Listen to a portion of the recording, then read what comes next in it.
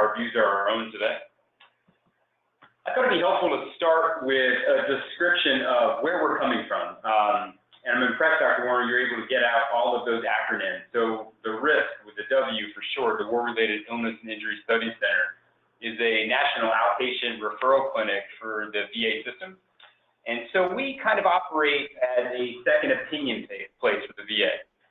We've got three primary missions. That's providing clinical care in this outpatient setting. We perform research and as well as education for VA providers. We split up the country in a unique manner, and you can see where our little star is there today from East Orange, New Jersey. Now, the foundation to our program is providing clinical care, and these are for veterans that have difficult to diagnose or what we call unexplained conditions. Say back in maybe 2010, early 2012, around there, we started to see a lot of veterans that had unexplained respiratory symptoms. And Jackie and I have developed this clinic that has now led into the Airborne Hazards and Burn Pit Center of Excellence. And so here we're really focused on evaluating unexplained exertional dyspnea. We provide a variety of clinical cardiopulmonary services that ranges from simple spirometry to really comprehensive pulmonary function testing. What we're really going to focus on today is the integrated exercise response and understanding CPET, or cardiopulmonary exercise testing. Before we get there, I thought it'd be helpful to provide a definition of dyspnea.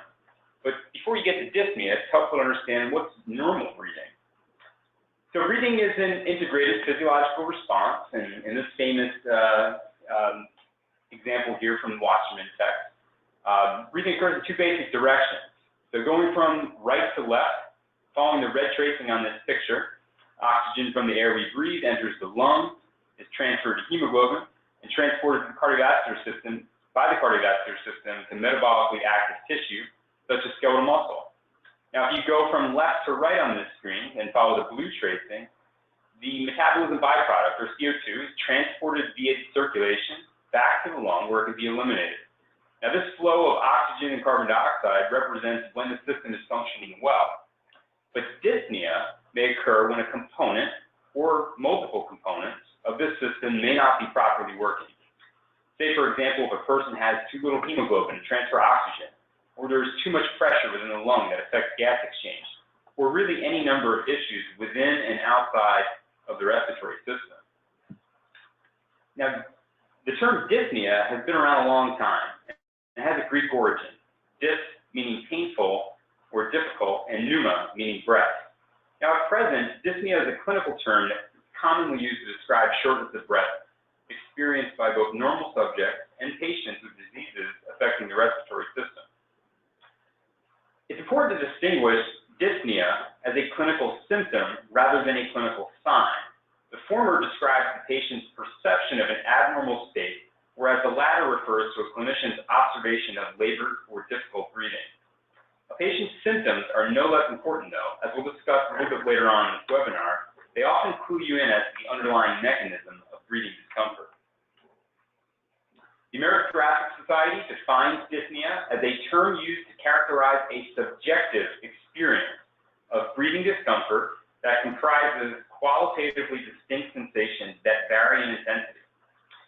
The ATS consensus statement on dyspnea emphasizes experience to reflect that dyspnea is derived from multiple physiological, psychological, social, and environmental factors. There's increasing recognition now that the words utilized by patients to describe their dyspnea affords insight into underlying mechanisms. Though dyspnea is not a single sensation, it's often grouped into one of the following three descriptors you'll see here on the screen. Let me walk through these a little bit. Air hunger. This describes unsatisfied inspiration, someone starving for air, having an urge to breathe, like breath holding. Descriptors of air hunger generally describe a scenario whereby there's a state of imbalance between the motor drive to breathe and afferent feedback from sensory receptors. The intensity of air hunger, or unsatisfied inspiration, is intensified by stimuli that typically act to increase the drive to breathe. These include things such as hypoxia and hypercapnia. Interestingly, symptoms of air hunger can be reproduced in a laboratory setting, such as inhaling a gas mixture with reduced oxygen content. Our second one here, work or effort of breathing, it really just means that breathing is difficult. Increasing work or effort to breathe is previously dominated much of our thinking on dyspnea for many years, where it was widely believed that this was a singular feature of dyspnea. This has since changed. Currently, increased work or effort of breathing is more ascribable to common lung diseases such as asthma, COPD, as well as other diseases that impair respiratory muscle performance. Similar to air hunger, reproducing these sensations in a laboratory environment has previously been reported. And our last one here, chest tightness, describes feelings of the chest being constricted. Chest tightness has been described as an early feature of an asthma attack and has been associated with bronchoconstriction, making it difficult to get the air out. Interestingly, bronchodilator medication seems to relieve the symptom of chest tightness rapidly, but the other symptoms of dyspnea, such as increased work of breathing, does not respond as rapidly. So in this slide here, we've redrawn causes of chronic dyspnea. So on the x-axis here, you're going to have a variety of different causes or factors that contribute to chronic dyspnea. These data came from a classic paper that studied 100 consecutive patients that were referred to a pulmonary specialty clinic for a comprehensive evaluation. What I really want to highlight here is that the cause of chronic dyspnea was non-respiratory in origin in 25% of cases. This underscores both the need for a comprehensive evaluation as well as acknowledgement of the non-respiratory contributions to dyspnea. How common is it? Well, dyspnea is fairly common. In an acute care setting, about half of the patients that present endorse dyspnea, and about 1/4 seeking care in an ambulatory setting report dyspnea. So it's likely that those in the call are going to interact with it at some point. So for the purpose of today's webinar, we really want to walk through our approach to exertional dyspnea. Now, we would probably need a few webinars to do this in its totality, because the approach to exertional dyspnea is complex and thorough. On the screen here, I would say there's 3 primary components that we're going to speak to today. We'll be taking a complete and accurate history and physical of the patient that's presenting. Central to any patient that has respiratory symptoms will be complete pulmonary function testing, or PFTs. And then what the majority of today's webinar is going to focus on is cardiopulmonary exercise testing, or CPET. What we're really not going to touch on today are going to be additional labs, imaging, cardiac and chest imaging, high-res CTs, echocardiograms, the involvement of psychological assessment, sleep studies, and many, many more things that we do here at the center. But for the purpose of this talk, we're going to focus primarily on CPET. Now, here's just kind of a visual example of our typical approach to a non-invasive CPET that we'll perform here at our center. It starts with proper risk stratification, understanding who the patient is in front of us, obtaining proper demographics for us to interpret the data.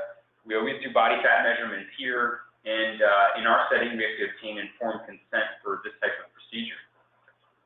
Prior to exercise, we always do pre-exercise spirometry. We'll explain why in some subsequent slides, and measure maximal voluntary ventilation, or MVV. Hemodynamics are assessed. We get a 12-beat EKG on everyone. Obviously, we're obtaining blood pressures as well. Once we've gone through that history and physical, we really get a good sense of what the patient may or may not be able to do in terms of their physical performance. Say if they've never touched a treadmill before, it may not be wise to put them on a treadmill, or if they have some musculoskeletal limitations. So we really try to kind of individualize that exercise protocol for each veteran that we see here. Now, some key things that we extract from the non-invasive CPET are the patient's perception of what they're experiencing, their symptoms during exercise. Obviously, the breath-by-breath gas exchange inventory variables. We're monitoring blood pressure and oxygen saturation. We do something called serial inspiratory capacity maneuvers that Jackie's going to walk through quite a bit, and obtain arterial gases. And then once they're done with exercise, we usually return back to post-exercise spirometry as well. And those things that are bolded and highlighted here are things that we're going to spend some time on today.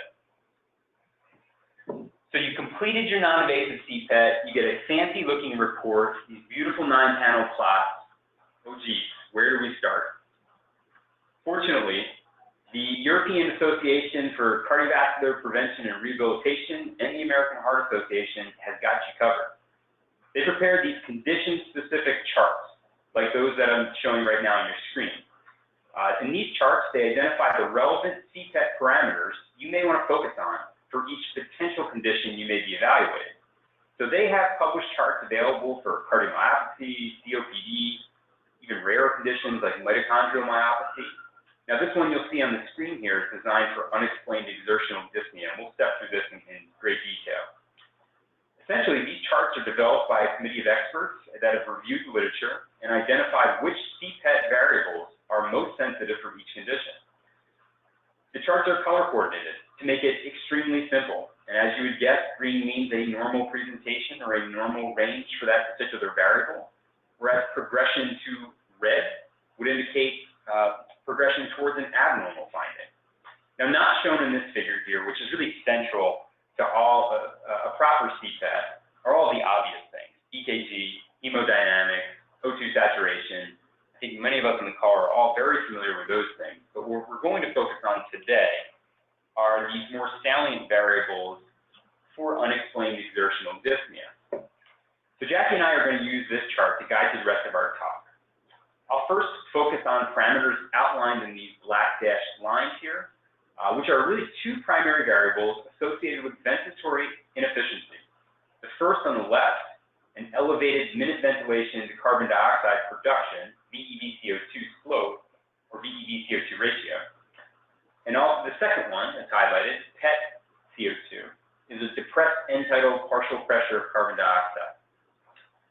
An increase in physiological dead space underlies these abnormalities, and that's what we hope to kind of convey to you today. So let's start with VEV-CO2 slope. Now, coming back to our figure that we introduced earlier on, it's really describing the matching of ventilation and perfusion, or in other terms, liters of ventilation required to eliminate a liter of CO2. Plotting a little bit differently here, if we have ventilation on our y-axis and carbon dioxide production on the x-axis here, you see varying levels of slope that correspond, those colors correspond to the numbers on the right side of your screen here. And essentially, the steeper the slope, the less efficient you are at eliminating carbon dioxide. So high values would be suggestive of areas of wasted ventilation. These are commonly seen in COPD, CHF, and interstitial lung disease. Here are two examples that we abstracted from some patients. One you'll see a little bit later on in case presentation. Now, on the left-hand side, you'll see a slope that is in that kind of green range. This is kind of a predicted range we'd expect for this particular individual. Whereas the right-hand side of the screen, you'll see someone that is quite inefficient at ventilation, a pretty pronounced and much steeper slope. So that's VEV-CO2 slope. That will be quite important later on as we introduce our case. And now this second one, PET CO2, or our partial pressure of end-tidal CO2. I wanted to first show an example that we took from a patient that had a normal CPET that's performed here. What we did is we really just took the breath-by-breath end-tidal CO2 values, plotted those, and that red dashed line is a 5-breath moving average. So you'll see here different phases: the warm-up, the actual exercise, and then recovery. What you'll see initially from warm-up into the maximal CPET protocol is an increase and a rapid one of end-tidal CO2 that stays relatively, that plateaus during exercise. But when you start to get towards end exercise, right prior to recovery, we're blowing off a lot of CO2. We start to see a little bit of a dip down. That's a normal response. Now compare that to someone with an abnormal CO2. So in this case, we're seeing end-tidal CO2s that really do not increase once someone has started to increase their exercise intensity on the max CPET protocol. You do see a blowing off of CO2, but I'll orient you to the y-axis here. These end-tidal CO2 values are quite low. Low end-tidal CO2 measurements can indicate alveolar hyperventilation, primary or secondary, and this provides us a really good cue in terms of how efficient someone's ventilation is. Now, I have to acknowledge the disparity between end-tidal CO2 measures and their ability to replicate arterial PaCO2. Now, that's a valid concern, but what I would strongly urge is that these shapes or these patterns and the profile of the end-tidal CO2 response is very revealing.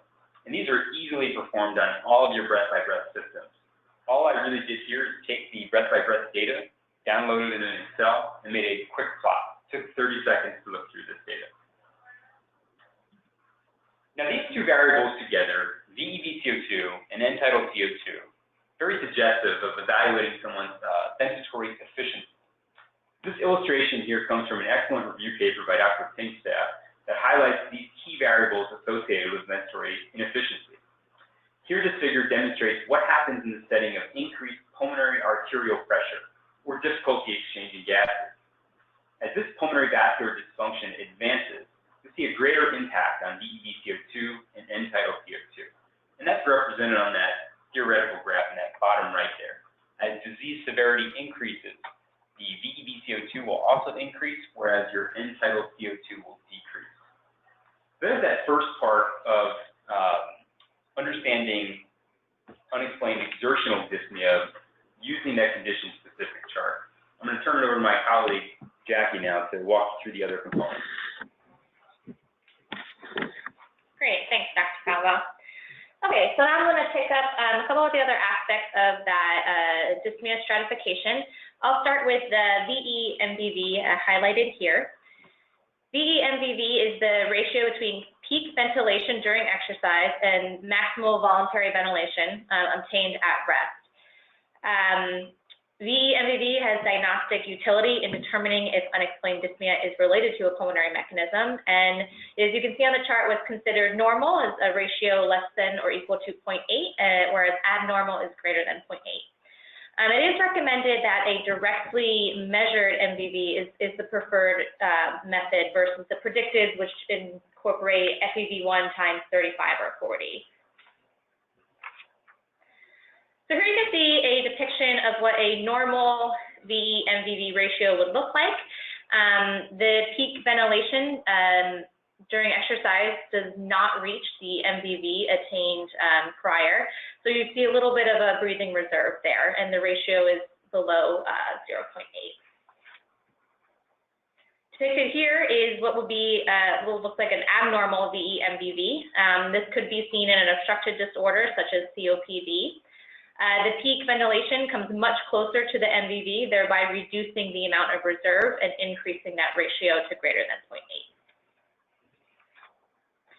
So here's a true patient example from one of our cases. This is a 52-year-old male. He had a baseline FEV1 of 2.9 liters. His measured MVV prior to exercise was 114 liters per minute, and peak ventilation was about 88 liters per minute, making his ratio less than 0.8. It's also nicely displayed here on the graph. You can see ventilation on the x-axis, and the dark line representing his measured MVV all the way to the right, and you can see the plot doesn't quite reach that dark line. So here's a different patient with an abnormal ratio. This is a 45-year-old male, also with an FEV1 of 2.9 liters. His measured MVV and FEV1 were quite similar to the previous patient, but you can see his peak ventilation was much higher, resulting in a greater ratio. You can also see this well on the graph with the plot hovering right over the MVV line. So there are obvious advantages and disadvantages to using this ratio to distinguish a pulmonary limitation to exercise. The obvious advantages are that it's pretty easy to use, easy to calculate and understand. It requires very minimal analysis. Disadvantages is that the directly measured MVV is an effort-dependent test and requires accurate coaching. This can be a tricky one for patients to understand and requires several trials and good coaching. And then, of course, the breathing pattern between voluntary and reflex-mediated hyperpnea is quite different. That is, the MVV maneuver versus actual heavy exercise breathing is not always the same. So you can see this depicted here. This is a nice example of that disadvantage I just laid out. The left panel shows where a measured MVV would fall when it is imposed on a maximal flow volume loop. In contrast, on the right panel, you can see the difference in breathing strategy during peak exercise. So these distinctions could make quite a difference when evaluating somebody for unexplained dyspnea.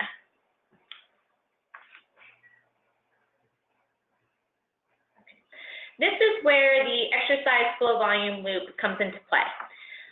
Comparing the exercise flow volume loop to the maximal flow volume loop is a newer addition to the stratification. It wasn't included in the 2012 edition. This comparison can be used to easily identify a expiratory flow limitation.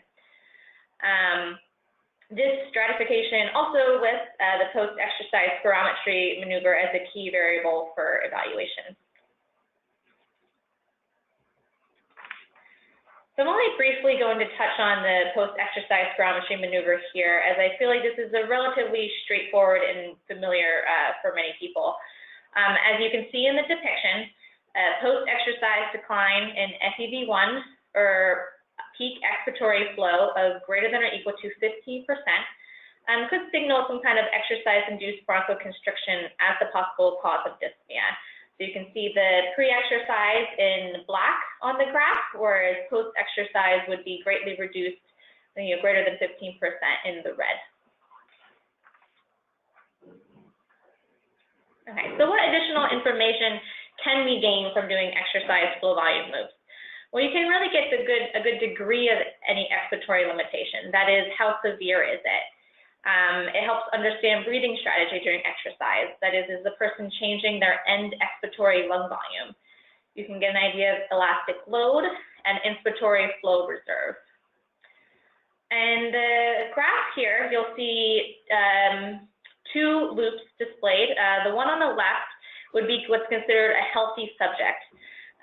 So someone who increases their tidal volume without reaching maximal flow rates with stable or increased inspiratory capacity, shown in the arrows below the graph. So the red line is their maximal pre-exercise spirometry loop, and then the dotted lines are their exercise flow rates. You can see they don't connect. On the left will be a patient or somebody with COPD. This person would attain their maximal expiratory flow rates during those spontaneous breaths and needs to increase their end expiratory lung volume, thereby decreasing their inspiratory capacity.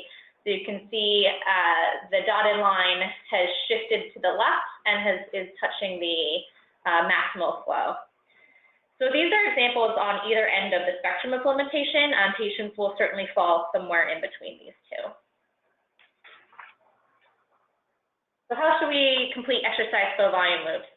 Well, flow volume loops should be completed at rest, and then the last 30 seconds of each stage of an incremental exercise test. So for example, so the last 60 seconds of 3-minute stages on a Bruce. The reason we do this is because ventilation at that point should be relatively stable. They've already been exercising in that stage for 2 minutes, so their, say heart rate and ventilation should be stable enough to complete a maneuver. Patients are instructed that after a normal breath out to take a deep, fast breath all the way in. We like to tell patients, give them the example of somebody jumping out and scaring them as that example of a fast, deep breath in, kind of that deep, fast gasping in. Once they have inhaled to total lung capacity, they can be instructed to just go back to normal breathing. It is important to obtain 4 to 5 acceptable tidal breaths before each inspiratory capacity maneuver. This entire process can be quite tricky to get right, so we usually do have patients complete a few practice runs before we even start exercise, just so they understand what they have to do. Okay, so I'm going to show you an example of a baseline loop. This is a person who has already completed their pre-exercise spirometry and is just standing still on the treadmill awaiting the start of exercise. If you take a look over at the right panel, you can see in the third row, the first box, lists his total ventilation at this point, which is only about 10 to 12 liters.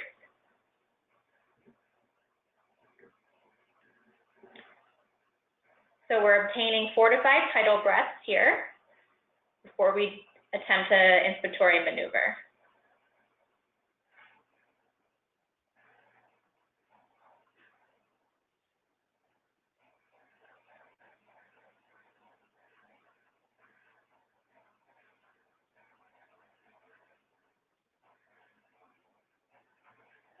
So you can see he had those 4 or 5 tidal breaths before, and then we instructed him to take a deep, fast breath all the way in. Once he was done with that, he was instructed to just return to normal breathing. So once we get started on exercise, here's another loop from the same person. He's about half to 3/4 of the way through a maximal exercise test, doing a Bruce protocol. You can see on the right that his ventilation is now about 60 liters per minute.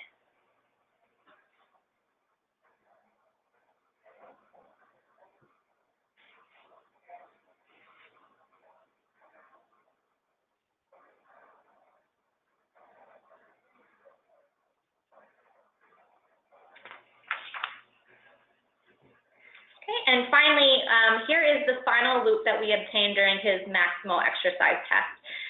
Ventilation, you can see, is about 120 liters per minute, so double what it was in the previous slide.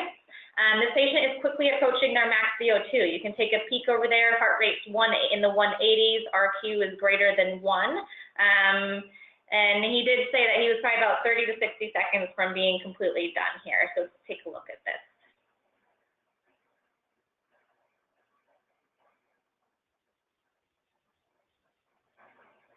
So you can see that last breath was the inspiratory maneuver. It is, at this point in exercise, gets a little tricky, especially at this later stage when ventilation is so high.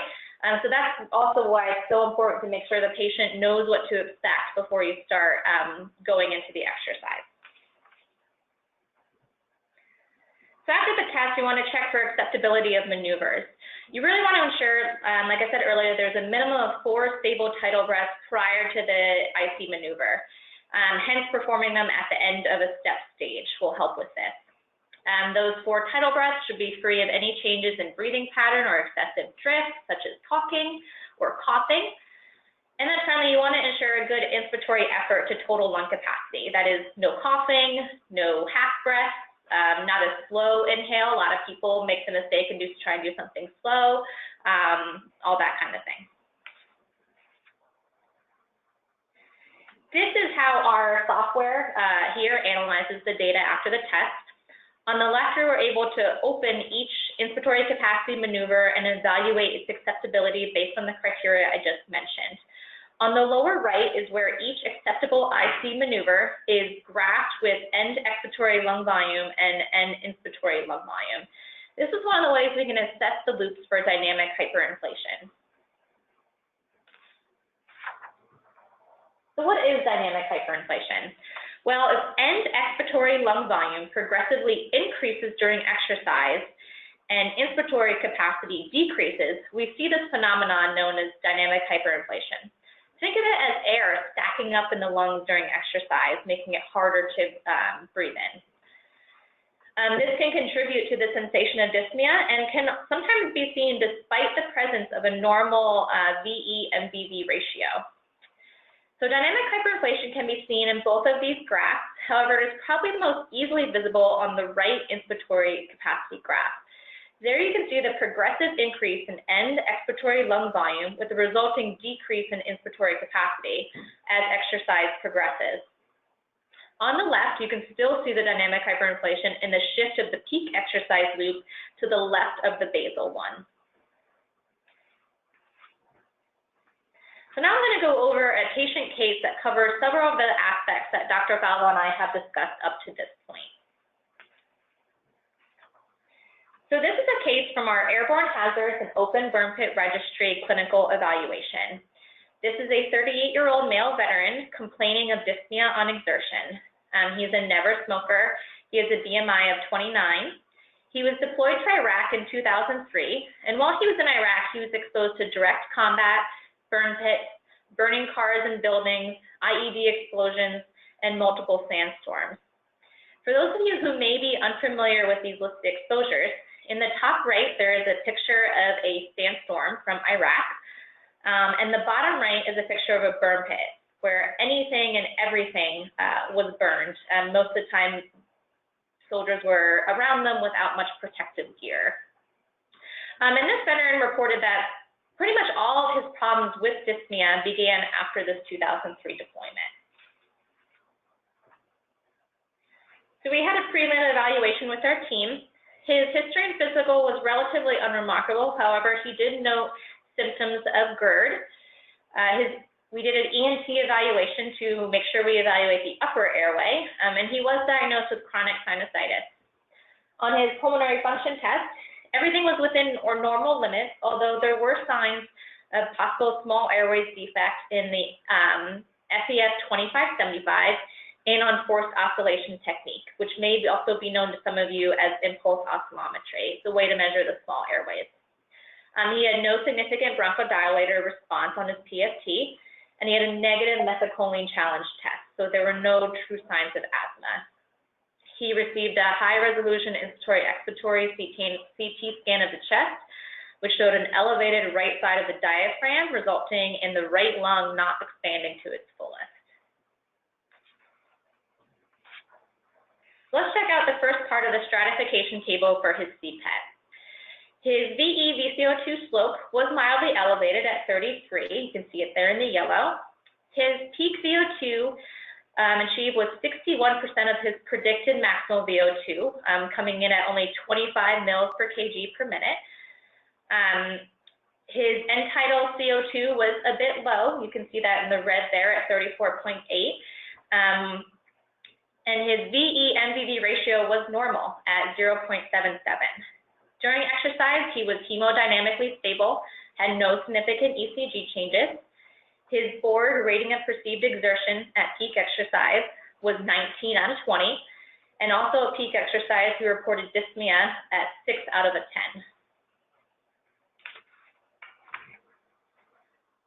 So here is his 9-panel plot. I'm going to highlight some of the things I just went over. You can see that elevated VE-VCO2 slope there in the highlighted section in the middle left. At the top right, you'll see his low VO2, not quite reaching that maximal threshold. VO2 is in blue. On the lower right, you'll see his end-tidal CO2 response in pink. It was quite low at the beginning with a little bit of an increase during exercise, but still probably below what it should be. And finally, the VT-VE graph showing his a good depiction of his VE-MVV ratio. You can see his MVV all the way off to the right, and that the plot really didn't come close to that, so that was normal. Now on to the second part of that stratification. So you can see here his post-exercise change of spirometry. He had a 5% drop in FEV1, a 10% drop in peak expiratory flow.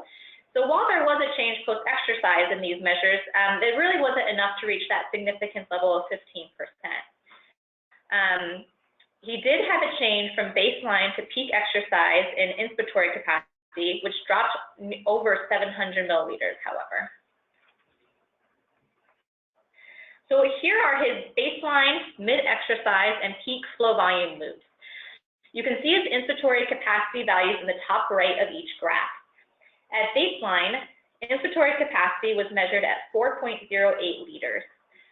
At mid-exercise, you can see the subtle shift of the loop to the left compared to baseline, and the corresponding inspiratory capacity has dropped to 3.78 liters.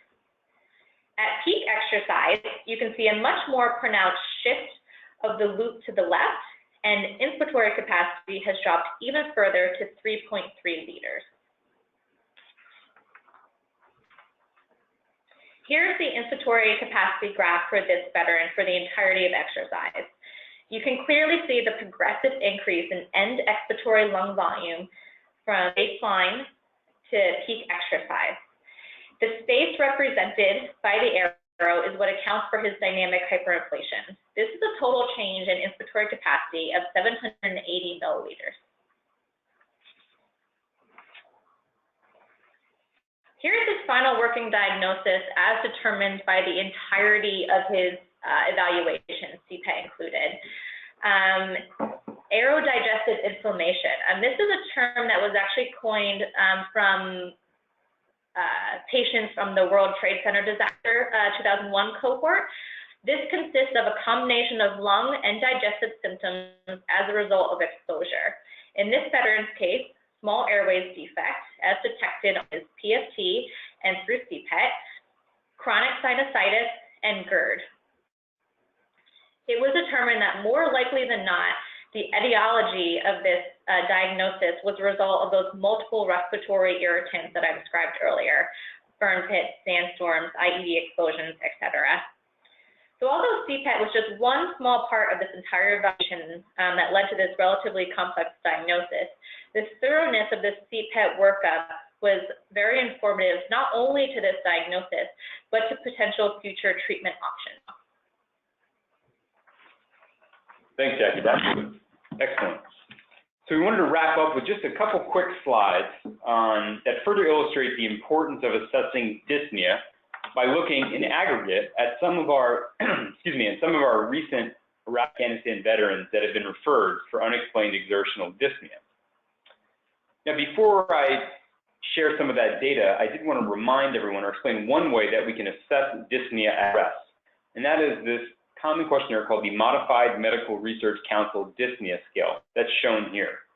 In brief, veterans can rate their degree of breathlessness based on the description provided there. So you see a grade of 1 would indicate I'm not troubled at all with my breathlessness except on strenuous exercise, and then all the way up to 5. I am too breathless to pass.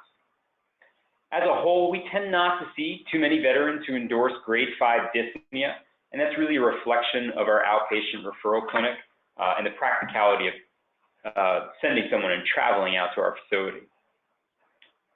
So I'm going to show you a couple data slides. So these data are from 76 never or former smoking deployed Iraq and Afghanistan veterans that were referred to us for an evaluation of unexplained dyspnea. On the bottom of the slide, you'll see this little legend here. This is how we grouped veterans according to their self-reported dyspnea level. And just as a kind of a quick disclaimer, these data are unadjusted and this is not designed for research purposes. So we didn't perform any statistics here, but really just wanted to illustrate a couple key things. Now, from that condition-specific chart that Jackie and I spent some time going through over this webinar, I plotted 3 of those key variables from CPET. These are the same variables that I highlighted earlier. In each one of these figures, you'll see a red dotted line, and really that's just provided for reference to indicate a common threshold for abnormality for each one of these variables. Our 2 primary variables of ventilatory efficiency are highlighted in the gold box. Now, going from left to right in your screen here, we tend to see a fairly robust separation for each variable, such that veterans who report grades 1 and 2 dyspnea, as represented in the blue and red dots and smiley faces there, demonstrate greater VO2 capacity as well as more efficient ventilation than those veterans reporting more severe dyspnea at grades 3 and 4, as represented by green and purple. Now, at face value, that may seem relatively obvious or intuitive. However, I would argue that very infrequently our patients' dyspnea, their experience of it, is that adequately assessed. So it's interesting to see this relationship that develops here. In addition, we also looked at some of those variables that Jackie's been going over before as well. These particular variables, these 3, would highlight or identify a pulmonary mechanism of exercise intolerance. On the left-hand side, we have that measure of ventatory reserve, as indicated by the ratio of peak ventilation to maximal voluntary ventilation. Now, although the groups here appear to have similar ventatory reserve, I really want to clue you in onto the y-axis here. Note that the values above the red dashed line are considered very abnormal. This is quite an area of active research for our laboratory, so stay tuned on that. But moving over to the 2 spirometry values to the right here, those would be the middle and far right graphs. These change score values from spirometry when compared pre to post-exercise. Now, we previously mentioned that the cutoff score used to indicate exercise-induced bronchoconstriction is around 15% of reduction in either variable. So although the majority of veterans don't reach that 15% reduction, you'll see that for peak flow on the right-hand side, A fairly robust pattern is demonstrated here, such that those with the greatest dyspnea have the greatest reduction in airflow post-exercise. So again, just highlighting the importance of assessing how the patient is experiencing their dyspnea clearly does matter in their evaluation. So with that, we wanted to kind of conclude on this last slide here. As Jackie illustrated in that complex case, the role of the clinical exercise physiologist and the role of the cardiopulmonary exercise test is critical in evaluating unexplained exertional dyspnea. It is but one piece of a very comprehensive approach in properly examining all the potential sources that can contribute to a veteran or a patient's experience of dyspnea and or their respiratory symptoms. Other major components of that, which we alluded to earlier, were complete pulmonary function tests or PFTs, proper imaging, sleep studies, comprehensive labs, and consults as indicated. So dyspnea is a challenging piece, but one where we think the exercise physiologist can really play a key role. Now with that, none of this work gets done without a fantastic team. We are blessed to have a variety of folks with different expertise that are contributing to not only all of our clinical evaluations, but also our research studies as well. Jackie and I want to thank you for your attention today. Please feel free to reach out to us with any questions. Our emails are provided there. And with the last minutes left in this webinar, we'd be happy to take any questions from the audience. I'll defer to Dr. Warner here, but I think there's a chat window that you might be able to type in if helpful. Yes. Thanks, Mike and Jackie. So if there are any questions, now's the time to ask in that little chat bar. If you don't have any questions, again, feel free to reach out to Dr. Flavo or even Jackie as well. Actually, I would say probably reach out to Jackie because she's the one that sees most of the patients. Okay. I'm just the eye candy, Tim.